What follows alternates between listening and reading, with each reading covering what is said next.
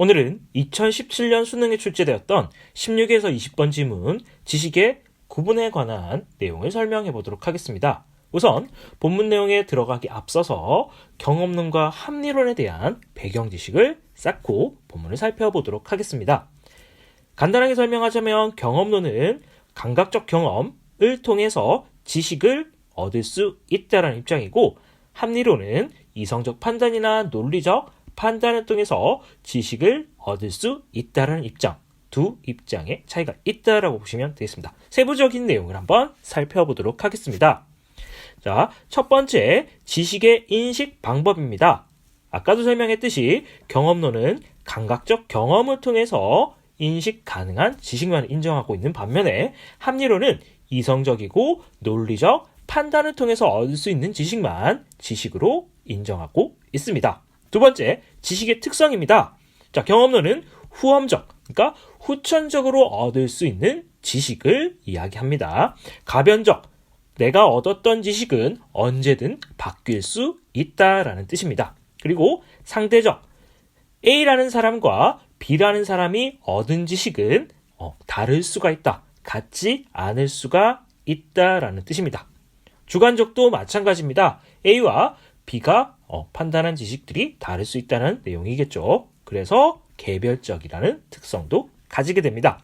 그에 반해서 합리론은 선험적, 선천적으로 지식을 얻을 수가 있다는 뜻이고, 그렇게 얻은 지식은 불변적이고 절대적입니다. 절대 변하지 않는다.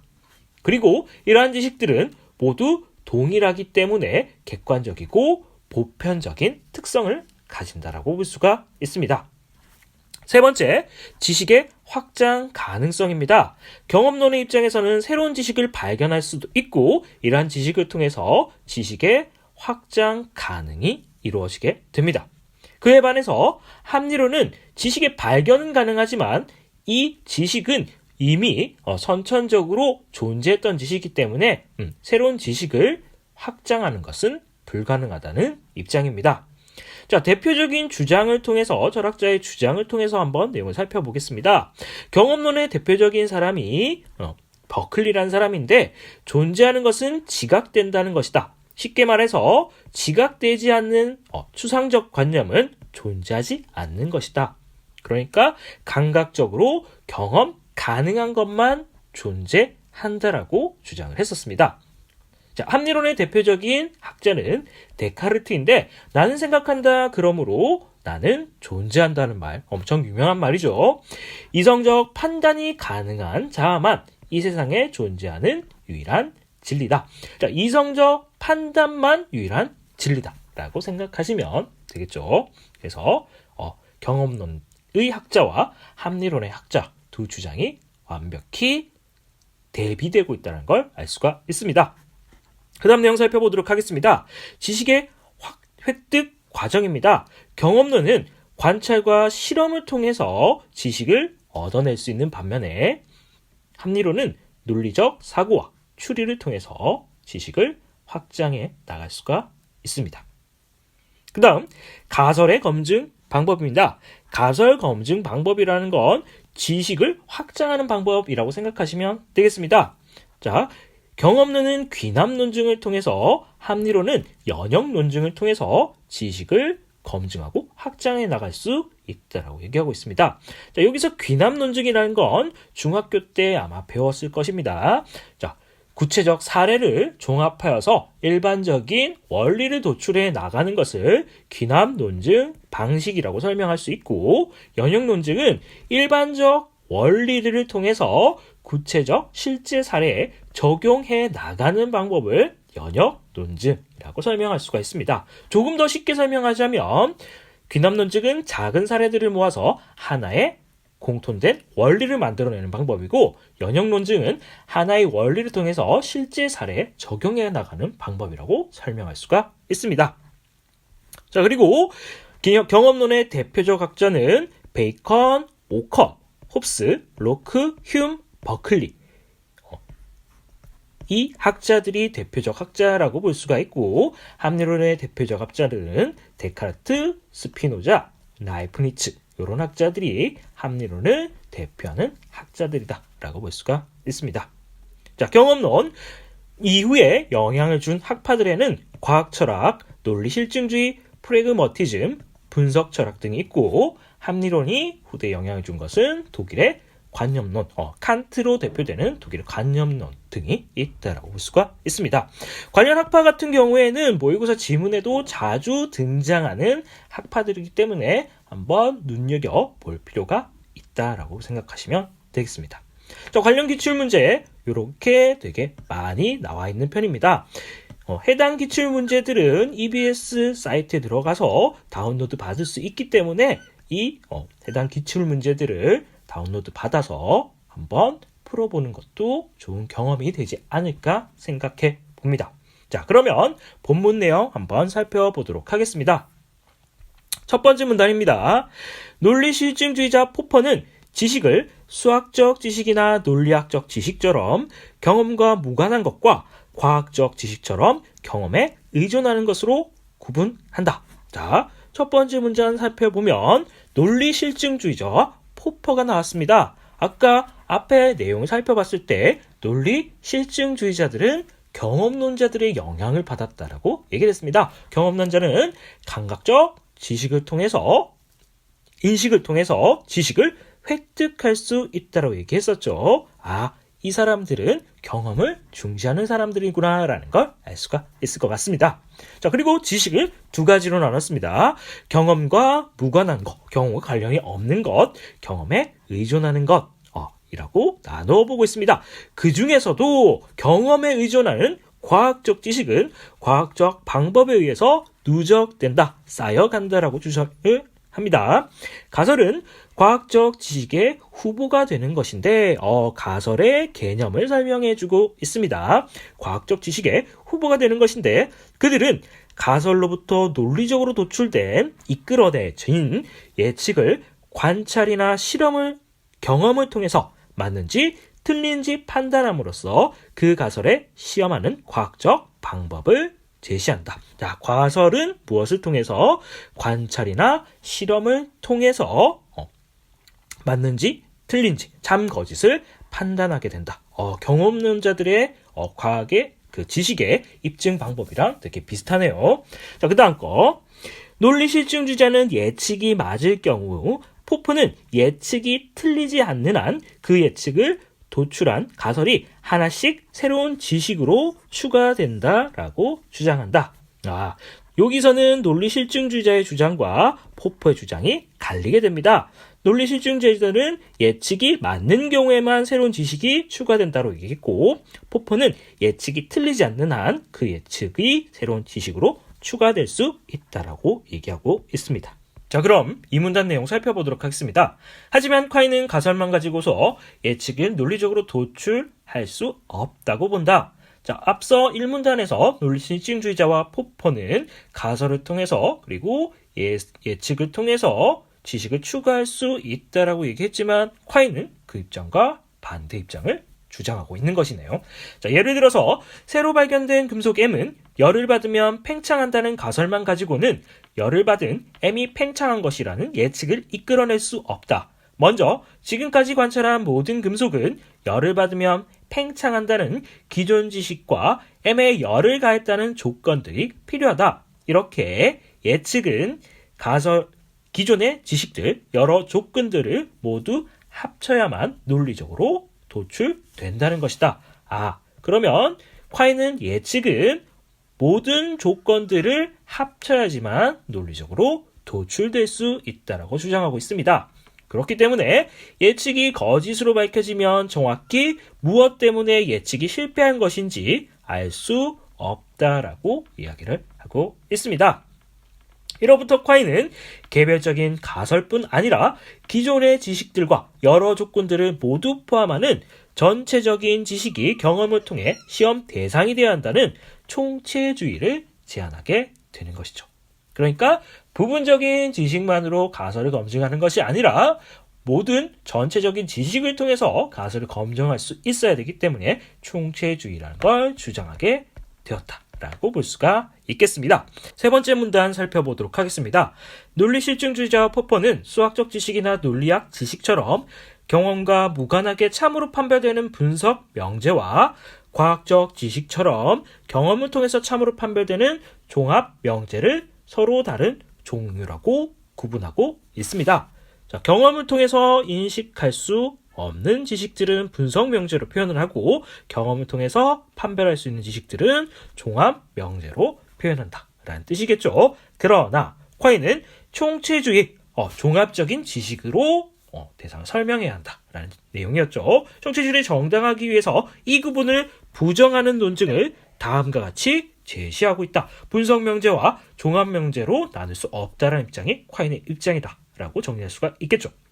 논리 실증주의자와 포프의 구분에 따르면 총각은 총각이다와 같은 동어 반복 명제, 같은 말을 반복하는 명제와 총각은 미혼의 성인 남성이다처럼 동어 반복 명제로 환원할 수 있는 것은 모두 분석 명제이다. 그러니까 총각은 총각이다와 총각은 미혼의 성인 남성이다. 모두 분석 명제로 표현할 수 있다. 라고 설명할 수가 있습니다.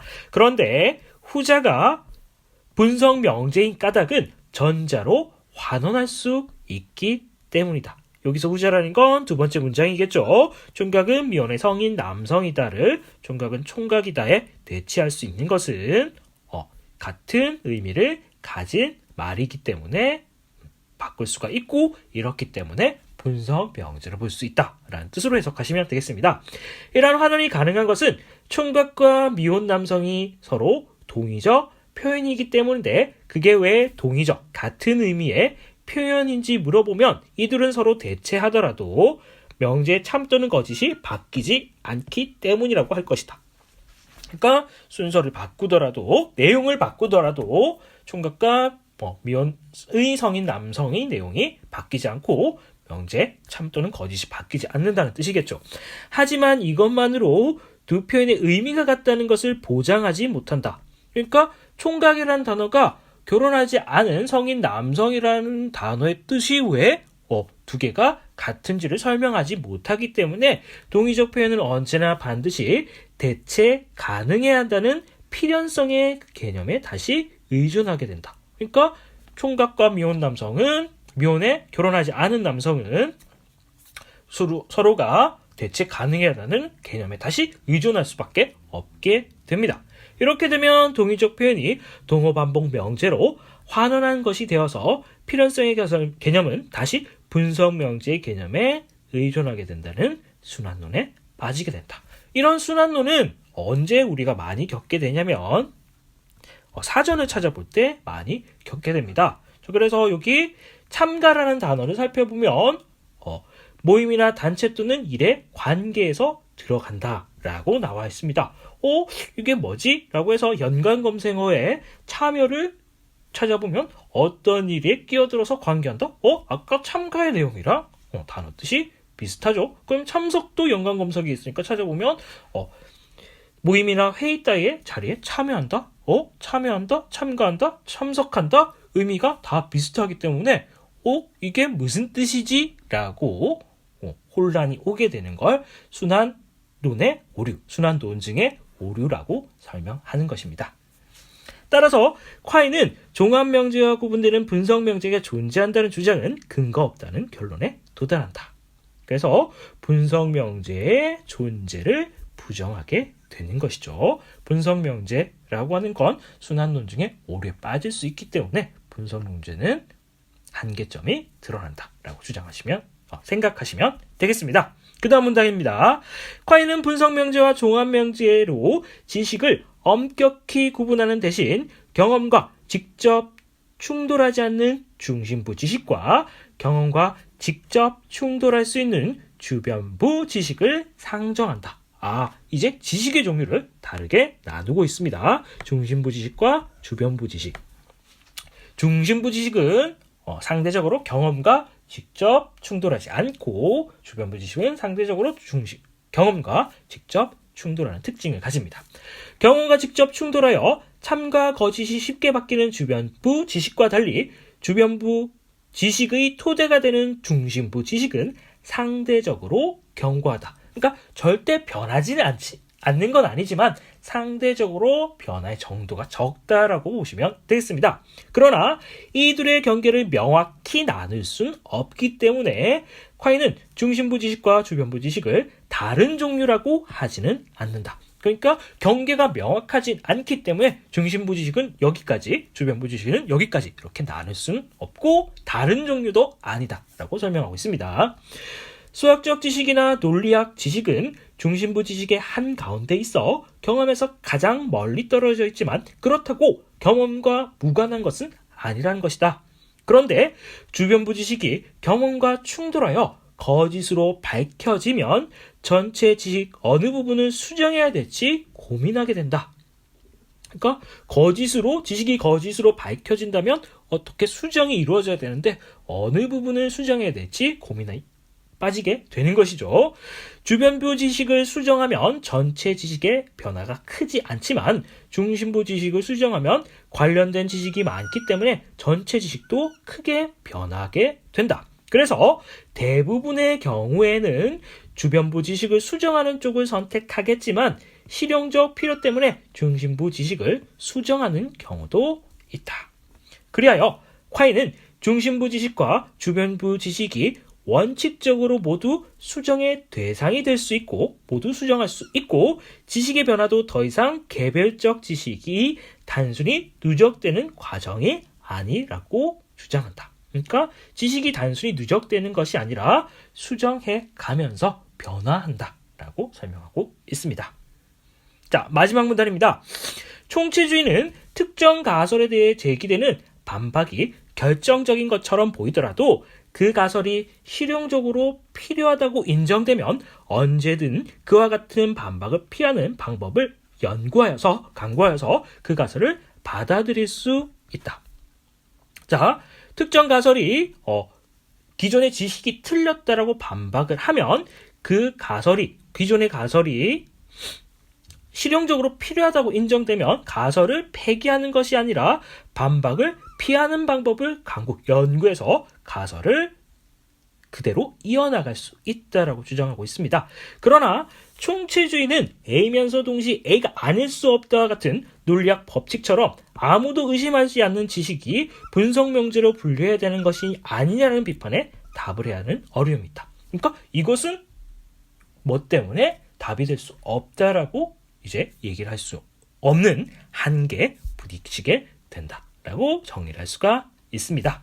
자, 여기까지가 지식의 구분에 관해 2017년에 출제되었던 지문 분석 내용입니다. 자, 그러면 지금까지의 내용을 한번 총정리해 보도록 하겠습니다. 자, 1문단 내용이었습니다. 논리실증주의자와 포퍼의 주장에 관한 것들을 정리한 문단이었죠. 자, 지식의 종류는 두 가지가 있었습니다. 경험과 무관한 수학이나 논리학에 관련된 내용들이 있었고 경험에 의존하는 과학과 관련된 지식이 있다라고 주장을 했었습니다.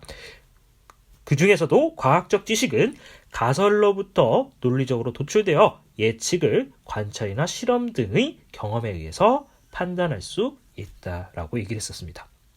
하지만 이 예측에 관해서는 논리실증주의자와 포퍼의 입장이 달랐는데 논리실증주의자들은 예측이 맞는 경우에 가설을 새로운 지식을 추가할 수 있다고 주장한 반면에 포퍼는 예측이 틀리지 않는 한 가설을 새로운 지식으로 추가할 수 있다고 주장을 했었습니다. 두 번째 내용 정리해 보도록 하겠습니다. 자, 콰이는 총체주의라는 개념을 가지고 나왔는데 이 총체주의라는 개념을 가지고 나온 이유는 논리실증주의자와 포퍼의 주장이 한계점이 있기 때문에 총체주의라는 개념을 가지고 나온 것입니다. 가설만을 가지고 예측을 논리적으로 도출할 수가 없다. 예측은 모든 가설 지식 조건들을 합쳐야만 도출이 가능하다. 따라서 예측이 거짓으로 밝혀질 경우 무엇으로 인해서 실패한 것인 줄 알 수가 없다라는 한계가 있다. 그렇기 때문에 지식이라는 것은 총체적인 것이기 때문에 이 총체적 지식 중에서 어떤 부분이 틀렸는지 알기가 어렵다는 한계가 있다. 그래서 모든 것들을 포함한 전체 지식이 경험을 통한 시험의 대상이 되어야 된다 주장했습니다. 3문단 내용 살펴보도록 하겠습니다. 자, 논리실증주의자 포퍼는 사실들을 분석명제와 종합명제로 구분하여서 설명을 하고 있습니다. 첫 번째 분석명제라는 건 경험과 무관하게 참을 판별할 수 있는 걸 얘기하고, 동어 반복명제, 같은 말로 바꿀 수 있는 것들을 분석명제라고 정의를 하였습니다. 그리고 동의적 표현, 전자와 후자 위치를 바꾸더라도 참거짓의 내용이 바뀌지 않는 걸 동의적 표현이라고 했었습니다. 그러니까 예를 들어서 총각은 미혼 남성이다. 둘은 동의적 표현이고 동어 반복 명제이면서 분석 명제가 되는 것이죠. 그에 반해서 종합 명제라는 건 경험을 통해서 참 거짓을 판별할 수 있는 것을 종합 명제라고 얘기를 했었습니다. 이에 대해서 카이는 총체주의를 정당화를 위해서 두 명제, 분석 명제와 종합 명제의 구분을 부정하고 있습니다. 동의적 표현은 필연성의 개념이 다시 분석 명제의 개념에 의존해야 되는 순환론에 빠지게 된다는 한계가 있기 때문에 분석 명제와 종합 명제의 구분은 무의미하다라고 주장을 했었습니다. 네 번째 문단입니다. 자, 콰이는 지식을 중심부 지식과 주변부 지식으로 구분하고 있습니다. 단 이 둘의 경계는 명확하지 않기 때문에 다른 종류의 지식이라고 이야기를 할 수는 없다라고 얘기했었죠. 그래서 정도의 차이, 상대성의 차이 정도만 인정하고 있었습니다. 이에 관해서는 2020학년도 수능 16에서 20번 지문이었던 베이지주의를 한번 살펴보는 것도 좋은 공부 방법이 될 것 같습니다. 자, 중심부 지식에서 조금 더 자세히 살펴보자면 중심부 지식은 경험과 직접 충돌하지 않고 수학적이고 논리학적 지식에 해당합니다. 경험과 완전히 무관하지는 않습니다. 주변부 지식은 경험과 직접 충돌이 가능하고 참과 거짓이 쉽게 바뀔 수 있다는 특징이 있습니다. 경험과 충돌할 경우 일반적으로 주변부 지식이 수정이 이루어지지만 중심부 지식도 수정 가능합니다. 따라서 지식의 변화는 개별적인 지식의 단순 누적 과정이 아니라 수정 보완의 과정이다 라고 주장을 하게 되는 것이죠. 자, 다섯 번째 문단 내용 정리해 보도록 하겠습니다. 총체주의는 특정 가설에 대한 반박이 결정적이라도 해당 가설이 필요하다라고 인정되면 반박을 피하는 방법을 강구하여서 가설이 이어질 수 있다라고 주장하고 있습니다. 자, 이에 관해서는 2019학년도 고2 9월 모의고사 16에서 21번 문제 콘의 패러다임 이론 또는 2012년 고3 9월 모평에 출제되었던 진리 판단에 대한 지문을 살펴보는 것도 좋은 공부 방법이 될 것 같습니다. 자, 마지막 내용 한번 정리해 보도록 하겠습니다. 하지만 의심할 수 없는 지식은 분석 명제로 볼 수 있지 않나냐는 비판에 답을 명확하게 하지 못했다라는 한계점이 총체주의에 드러났다라고 정리를 해볼 수가 있습니다. 그렇다면 문제를 한번 살펴보면서 내용도 다시 한번 되짚어 보도록 하겠습니다. 자, 16번 문제입니다. 윗글을 바탕으로 기역과 니은이 모두 아니오라고 대답할 수 있는 질문은, 자, 기역은 무엇이었냐면 논리실증주의자와 포퍼, 니은은 콰인이라고 정의가 되어 있었죠. 그래서 답은 2번인데 경험을 통하지 않고 가설을 시험할 수 있는가에 대해서 아니오라고 대답할 수 있다. 왜냐하면 세 사람 모두 다 경험론에 영향을 받은 학자들이기 때문에 경험이 중요하게 생각되는 것이죠. 경험을 통해서 지식이 확장 가능하다는 건 세 학자의 공통점이다 라고 정리할 수가 있습니다. 자, 그 다음 문제 17번 문제 살펴보도록 하겠습니다. 윗글에 대한 이해한 내용으로 가장 적절한 것은 1번 포포가 제시한 과학적 방법에 따르면 예측이 틀리지 않았을 경우 보다는 맞을 경우에 그 예측을 도출한 가설이 지식으로 인정된다. 자, 포퍼는 예측이 틀리지 않는 경우에만 지식으로 인정된다라고 얘기했지 맞는 경우도 지식으로 인정되지 않는다라고 얘기하지 않았습니다. 자, 2번 논리실증주의 주장에 따르면 총각은 미혼의 성인 남성이다가 분석 명제인 것은 총각 한 명 한 명을 조사해보니 모두 미혼 남성으로 밝혀졌기 때문이다. 자, 이 총각은 미혼 남성이다가 분석 명제인 이유는 전자 후자의 순서를 바꾸어도 참거짓이 바뀌지 않기 때문에 분석 명제라고 주장을 했었죠. 그 내용은 3문단을 살펴보면 있었습니다. 3번 내용 살펴보겠습니다. 콰이는 관찰과 실험에 의존하는 지식이 관찰과 실험에 의존하는 지식과 근본적으로 다르다라고 주장했는데 두 지식은 크게 다르지 않다. 중심부 지식과 주변부 지식은 다르지 않다라고 주장을 했었죠. 4번 콰이는 분석 명제가 무엇인지는 동의적 표현이란 무엇인지에 대해서 의존하고 다시 이는 필연성의 개념은 다시 분석 명제의 개념에 의존한다고 본다. 이거는 3문단 내용을 살펴보면 되겠죠. 자, 그래서 여기 콰인이 주장한 내용들을 한번 읽어보면 될 것 같습니다. 자, 5번 콰인은 어떤 명제의 의미가 다를 뿐 아니라 서로 대체할 수 있는 경우 그 명제의 참 또는 거짓이 바뀌는 표현을 사용할 수 있으면 그 명제는 동어 방법 명제라고 본다. 자, 동어 방법 명제 또는 동의적 표현은 참 거짓이 바뀌지 않아야지만 된다라고 얘기를 했었죠. 이 또한 3문단에 있었던 내용입니다. 자, 18번 문제 살펴보도록 하겠습니다. 윗글을 바탕으로 총체주의 입장에서 A에서 C에 대한 평가로 적절하지 않은 것은 정답은 5번이었습니다. 5번 내용 바로 살펴보도록 하겠습니다. B가 거짓으로 밝혀지면 C를 수정하는 방법으로 A를 받아들일 수 없다라고 하겠군. 자, 거짓으로 밝혀지면 실용적이라고 판단되는 가정하에 A를 계속 이어나간다라고 5문단에서 설명하고 있었죠. 해당 반박이 결정적이라도 해당 가설이 필요하다고 인정되면 반박을 피하는 방법을 강구해서 가설을 이어나갈 수 있다고 주장했었습니다. 19번 문제 한번 풀어보도록 하겠습니다. 윗글의 총체주의에 대한 비판으로 가장 적절한 것은 5번이 정답인데 중심부 지식과 주변부 지식 간의 경계가 불분명하다 해도 여기까지 맞는 내용이죠. 중심부 지식 중에는 주변부 지식과 종류가 다른 지식이 존재한다. 이 종류가 다른 지식이라고 했던 것은 5번째 문단을 살펴보면 됩니다. 5번째 문단에 의심할 수 있는 지식은 분석 명제로 볼 수 있지 않느냐. 의심할 수 없는 지식. 이 지식은 경험적으로 분석할 수 없는 지식들이겠죠. 그래서 다른 종류의 지식이 존재한다라고 얘기를 할 수가 있게 되는 것입니다. 20번 문제입니다.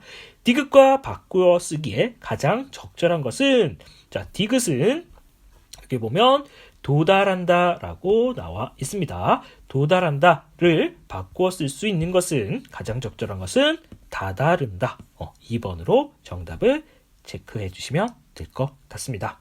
자, 여기까지가 이번 2017년에 출제되었던 수능 지식의 구분에 관한 내용이었습니다.